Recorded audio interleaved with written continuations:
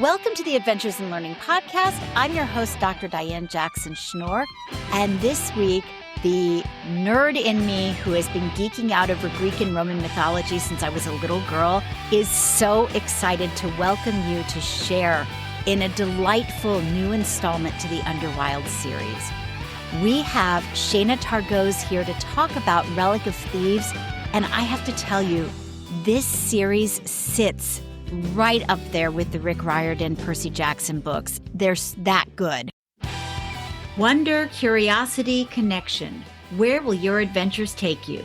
I'm Dr. Diane, and thank you for joining me on today's episode of Adventures in Learning.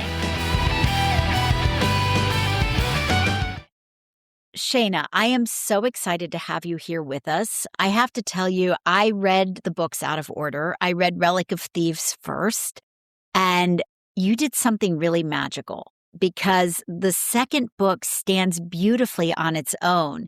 It tells the story of Anya, and I absolutely loved her story, and I loved it so much that I thought, well, I've got to go back and read the first book. And when I went back to read the first book, I was like, oh, this fills in all the gaps I didn't know about Senka, but I didn't feel deprived by not having read it first. Like the books really work well as individual stories. Was this part of the plan? Originally, no. I'm so happy to hear that it worked that way because book 2 was written as a companion novel. And it was very important to me because Relic of Thieves is book 2 in the series. And I have to be honest, book 1, River of Spirits, was written as a standalone. So it was very important to me to continue Senka's story, but we didn't want to be in Senka's point of view. We wanted to introduce a new character to see it from a different perspective and to hear more about what happens to Senka through another character's eyes. So knowing that it works as a standalone, as intended, is such part of a relief in a way, but also so heartwarming because Anya means so much to me. Her character journey is a very important character journey to me. And I really wanted readers to find out more about the world through another character's eyes. So I'm so happy to hear that you enjoyed reading book 2 first and then wanted to go back and read all about Senka book 1. Well, and Anya is an interesting character because she's dealing with so much. She's got anxiety. She's coming from a less than optimal home life. I wanted to throttle her older brother, although you kind of come to realize that he's also carrying a lot of hurt. But his treatment of her bothered me so much throughout the book. And then she loses her best friend who has to suddenly move. And that sort of is the catalyst to the decision she makes that takes her to the underworld. She's very different than Poppy in some ways from the first book. What led to the creation of Anya? Well, Anya's story is a very personal story to me. I really wanted to tell the tale of a girl whose home life is very turbulent and whose world becomes shattered when her best friend moves away because her best friend is her place of safety and the one place she feels the most cared for. So this story was a deeply hard story to tell because we're dealing with home life that has some abuse from the brother and a little bit of neglect from the parents, and she's not getting what she needs. So her story, I felt, was important to tell because there's a lot of kids out there who might be experiencing the same thing. And it's a very hard reality that these kids need support from friends, from other adults who can reach out and kind of help them through this trauma. So I'm glad to hear that you enjoyed reading about her. It is hard. A hard thing to read about. But it's important to me to know that these kids are out there and that if those readers find this book, I want them to see that they're not alone, to see that there is hope. There are people out there who can become their second family, their adopted family, and that friendships will ultimately help them, those strong friendships. And it was so beautifully done. I mean, I truly think you created a character who's incredibly memorable and belongs in that middle grade shelf because that's when a lot of kids are looking for those book friends or need to find reassurance that what they're going through isn't their own isolated experience. And I loved the bond of friendship, and I loved the fact that you weren't afraid to address what true deep anxiety looks like either. Right. Yes. Because even as adults, we struggle with this. And I think that kids, they don't have the words to really talk about what they're feeling yet. So to see it happening with another child in a book, I think will help them recognize, oh, I feel that too. Maybe that's something that I need to talk to somebody about to help me through this. And she goes on a character journey, and I'm not going to spoil it for readers, and I'm going to actually have you read in a few minutes, but she goes on a journey from where she was always following Lizzie and letting Lizzie take the lead to she finds strength within herself over the course of her journeys in the underworld. And she ultimately makes decisions that help to save other people and other gods. Like she helps to resolve some pretty significant issues because she discovers that there's something worthy within herself as well. And I think that that's also an important message.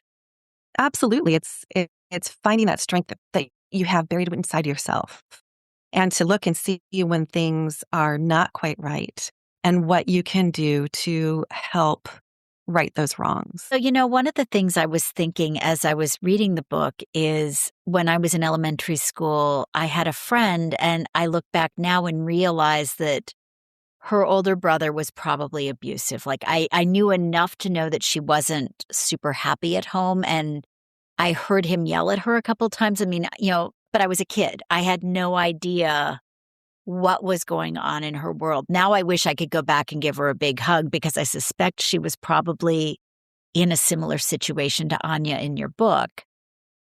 But I was more like the Lizzie in that case. And I felt like this book gave me the freedom to be able to look with compassion. And I'm wondering if you can talk a little bit about Lizzie as well. I'm so glad you asked this question because that is the other reason why I wrote this book. I had, one side of the coin is we see this through Anya's eyes. So what I would love for other readers, for readers who maybe are not experiencing what Anya is experiencing, is to read this book and be aware that this could be happening to other kids around them, to maybe their fellow students or friends in other places that they meet, and to build that empathy of kind of going, oh, maybe their home life isn't that great. I'll reach out to them as a friend. Like, here, I want to be your friend. I would like to be a support network for you.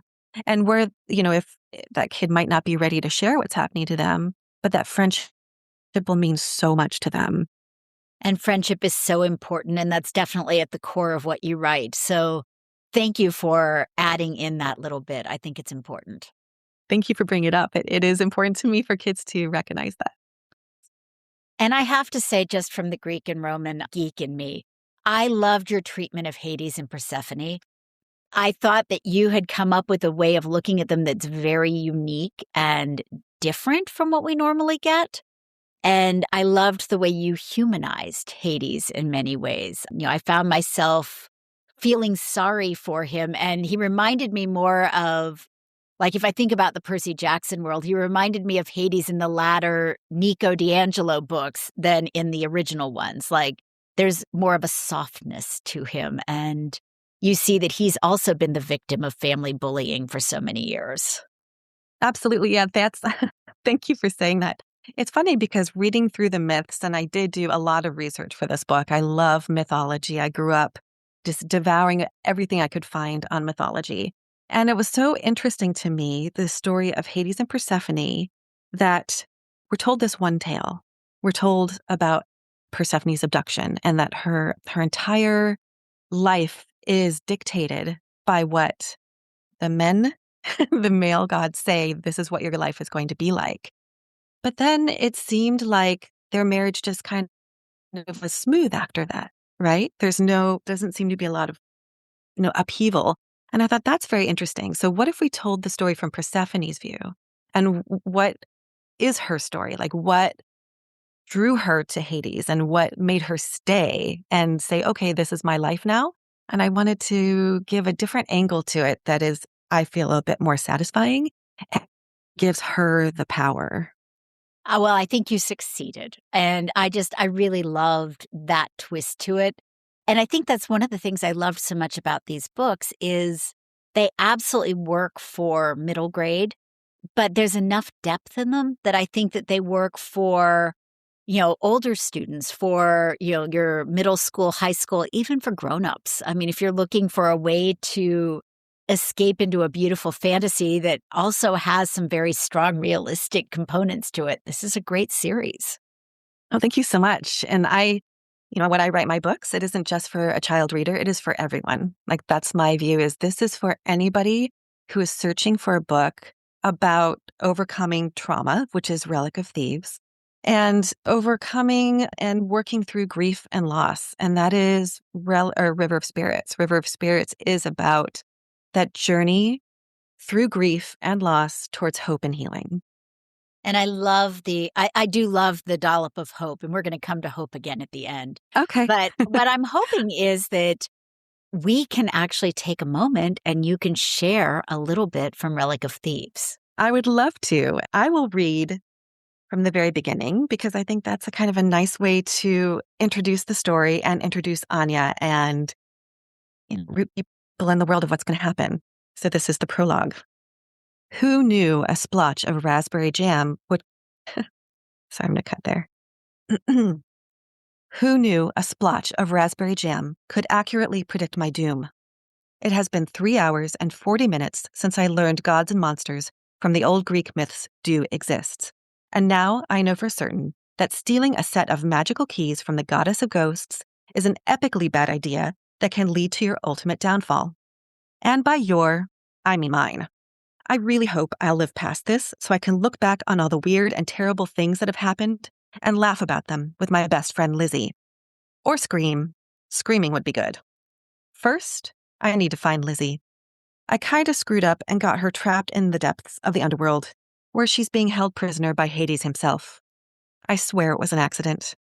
The raspberry jam did warn there would be disasters and epic struggles to overcome once the laws were broken. At the time, I didn't know what Hecate was talking about when she stared into the jam and spoke of the future. If I'd known the laws she mentioned were ones set by the gods, or if I'd had some hint that I was about to break one of the most important laws of all, I would have done things differently. Lesson learned. But there's nothing I can do about it now. Right now, I'm just trying to stay alive. Kinda hard to do when there's a massive beast of darkness chasing me across the realms of the gods. But I've gotten this far, so maybe, and this is a very slim maybe, I'll survive. Honestly, chances are not looking good. Not when I can feel the fiery breath of the beast huffing at my back while I run through a mist-filled labyrinth.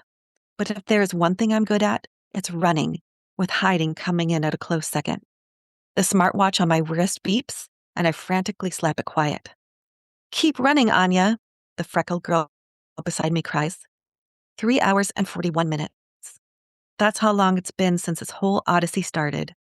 But to tell the full story, I'll have to start from the beginning, when Lizzie told me she was moving away and my world shattered to pieces.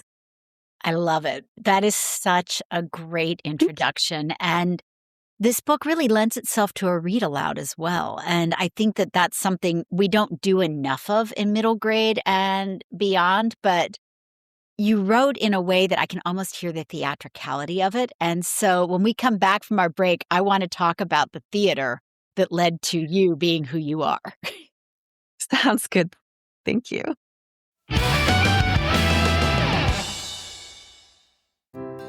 Imagine a space where curiosity drives innovation, where empathy fuels collaboration, and where learning feels less like a task and more like an adventure.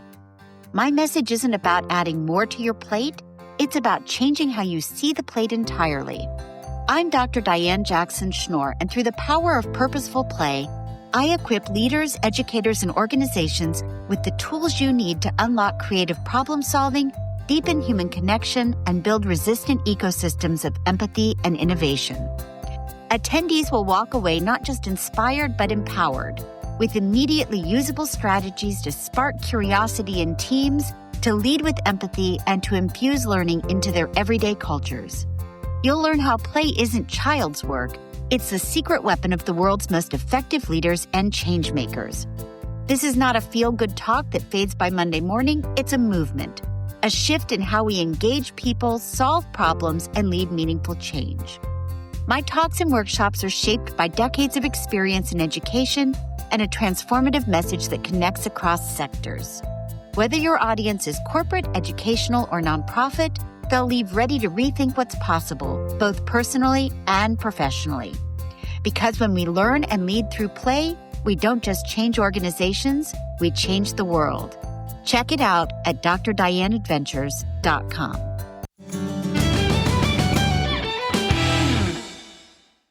So welcome back from the break.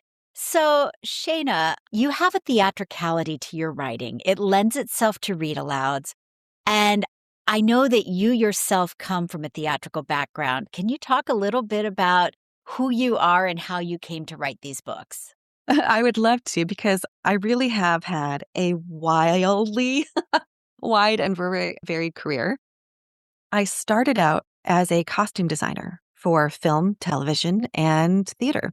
Love And it. operas too. Yeah. So I've done pretty much the full gamut of costume design for all sorts of productions. I started in my teens. I earned my master's degree in theater. In fact, my master's degree says I am a master of the arts in drama, which is hilarious to me. Love So I it. am a master at drama. And my entire life has been studying plays and characterization and creating the garments that each character wears. So kind of doing a deep dive into their psyche and kind of presenting them to an audience of, here's the way that these people dress, here's the way that they adorn themselves, here's the colors that they choose. And there's a lot of psychological aspects to that. As a costume designer, you really need to think about what we're trying to tell the audience. And I definitely use that experience in my writing. So I have a very visual career, so my writing is also very visual. I describe the scenes that we set ourselves in. I describe the characters, I think, pretty well. There's some things I like to leave to the reader's imagination. I don't go into detail about exactly what people are wearing and, down to like what color the rings on their fingers are, if they're wearing earrings or anything. I don't go that deep, not as deep as I would as a costume designer. But I do present the world in that kind of action-y, visual way. And I'm really grateful that that has been my history, that has been my experience and my learning curve over the past couple decades. And yeah, I'm so glad that it comes through in my writing, because it is something I am proud of. Well, and I was going to ask you, I did look at some of your costumes and they're gorgeous. I have two daughters who also graduated with degrees in drama, and one of them is pursuing acting now. But one of your characters isn't an actual person, it's a piece of clothing. Mm-hmm. And I loved the idea that Senka's cape sort of takes on a life of its own and has its own set of powers. Was that sort of something that was a nod to your costume designing days? In a way, yes. It's funny because originally it's the cloak. It's a sentient cloak that belongs to Charon that Senka borrows in book one and quickly becomes hers. Like, that cloak is her friend, her companion. It gets her out of some pretty tight scrapes. And it really wasn't until I think the third draft that I realized that this cloak is behaving in a way that was telling me, no, I'm sentient. I have a personality. I'm here to be her companion on this journey and to help her in any way that I can. And it was so funny because it really was one of those, like, as a costume designer, why didn't I think of this before? And the cloak gets some new powers in book two. So the cloak keeps getting little upgrades, and this is going to keep happening through the stories that I'm going to tell in this world, where the cloak keeps like showing you a little bit more of its magic. And it really has been so much fun to play with that as a costume designer, but also as a character builder. Like, here's a character that doesn't speak, but who is very real on the page. And cloak has been so much fun to create. Well, and I can totally see your theatrical background in the way that the story world is created. it's hard to create a consistent fantasy world. And you dip back into some of those same places in the second book from the first book. And so there's a consistency to that. And I love the fact that things evolved in that fantasy world, places where Poppy and Senka may have visited, they were affected by their travels. And so the places themselves are not the same. They've evolved as well, which I think is very cool. Oh, thank you. That was so much fun too. I won't spoil it because there are some very important places that do show up that you don't realize. You go, oh my gosh, that's the same place. And then little places that were mentioned in book one, it was so much fun to expand upon that. Like, I think I can spoil this, but the shops in the underworld, we do get to visit some of the shops and they become key locations later. That's so fun. And you keep kind of teasing a little bit about later. So what comes next?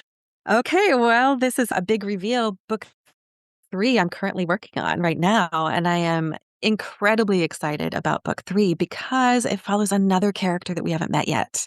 And this character is, I think I can spoil this a little bit, she's the youngest fate. So we know of the 3 fates, but there's actually a 4th one. Oh, And wow. so this 4th fate, is drawn from mythology. She is a character straight out of mythology that I worked in. And we follow her and her journey, and she meets both Anya and Senka, and it is an epic adventure. It is probably a much bigger book than the other 2 books have been, but it does continue both Anya and Senka's stories as well. Oh, that's so exciting. Do you think we'll ever see a movie adaptation of these? It would be amazing if we could make that happen, but as of right now, nothing is in the works, but it is something that we can dream about. Well, it certainly lends itself to that for sure. So I have to ask, what kinds of books do you like to read when you're not writing? Oh gosh, so I have a whole list of books that I love. I really love mysteries. And that's something I try to work into my books too. It's very important to me to plant clues and to have a mystery element in the book. So I hope that that's present throughout the books that I've written. I love mysteries for all ages. So middle grade mysteries up through adult mysteries. I love fantasy. I love epic fantasy. I love cozy fantasy, and I love contemporary books as well.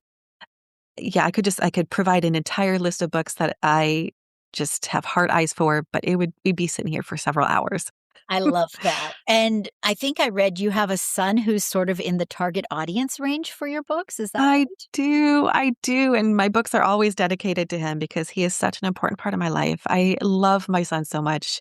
He's going to get tired of me telling him every day. No, but never. yeah, so he is the target audience. I mean, I started writing middle grade when he was in preschool. So he wasn't middle grade yet when I first started. But he was the perfect age when I finished River of Spirits, so my debut book. And he read it as, let's see, he was either 10 or 11. And it was just one of those moments that I will never, ever forget. I will always cherish.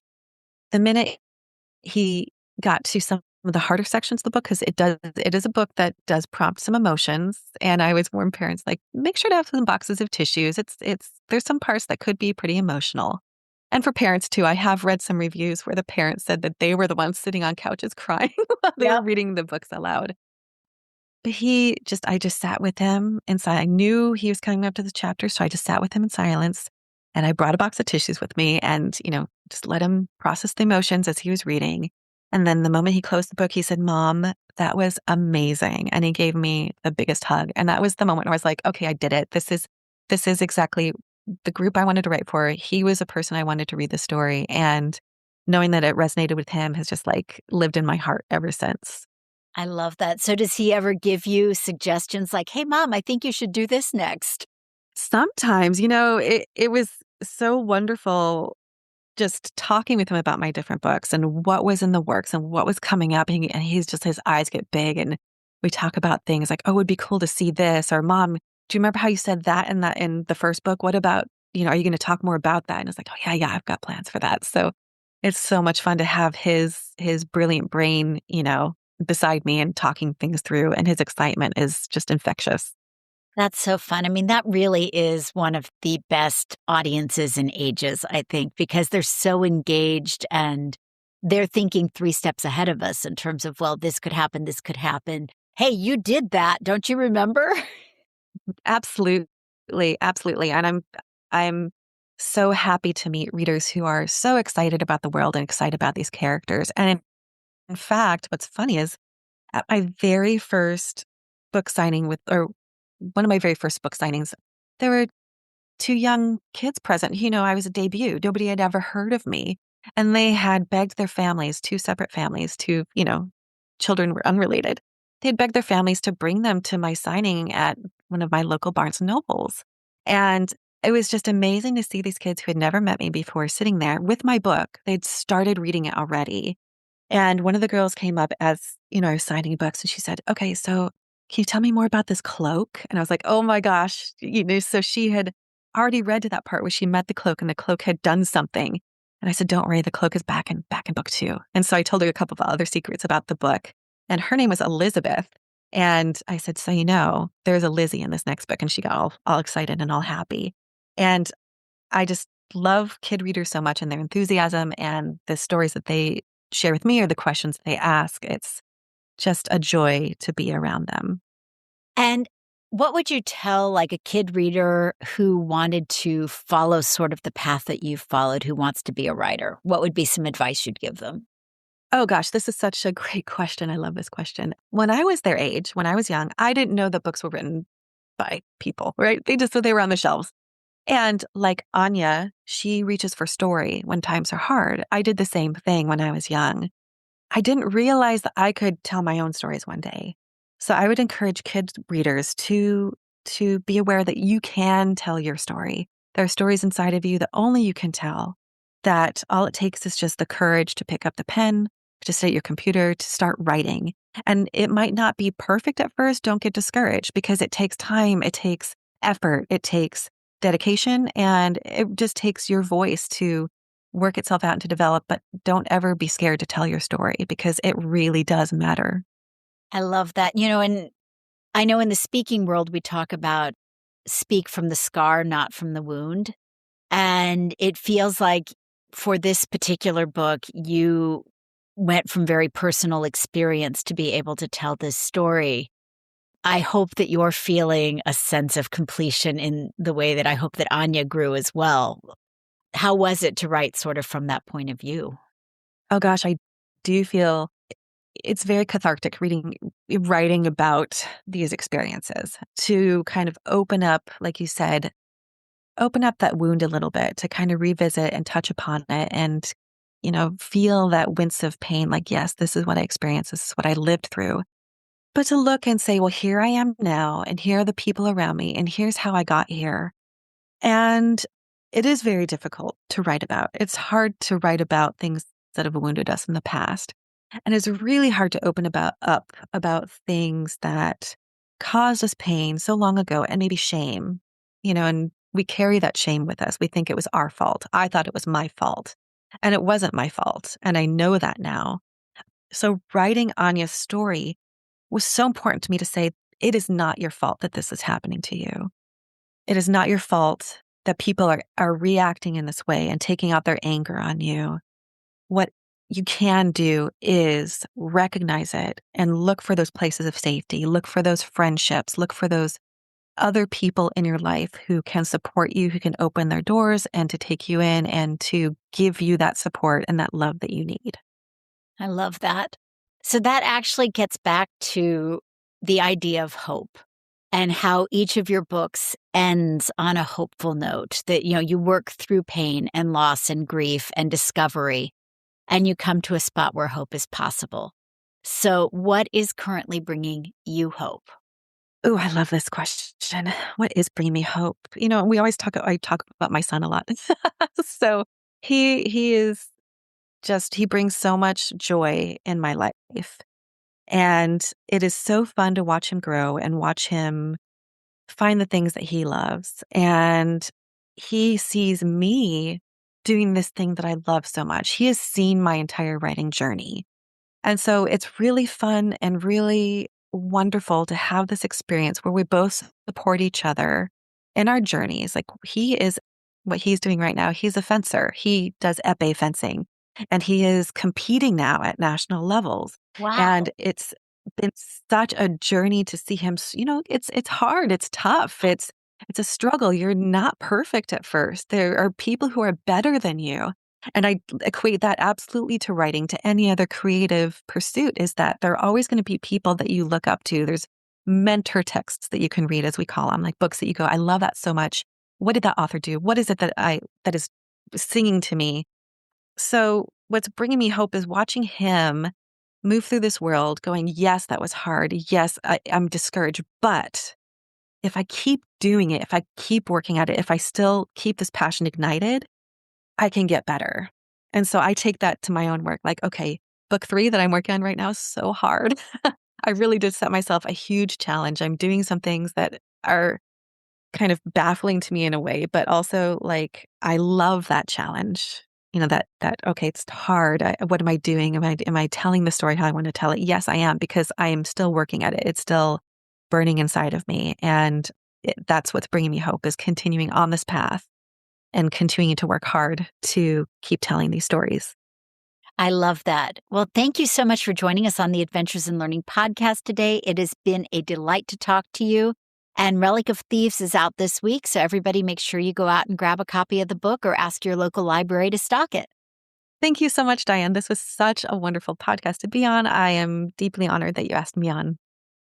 So, you've been listening to the Adventures in Learning podcast with your host, Dr. Diane. If you like what you're hearing, please subscribe, download, and let us know what you think, and please tell a friend. If you want the full show notes and the pictures, please go to drdianeadventures.com. We look forward to you joining us on our next adventure.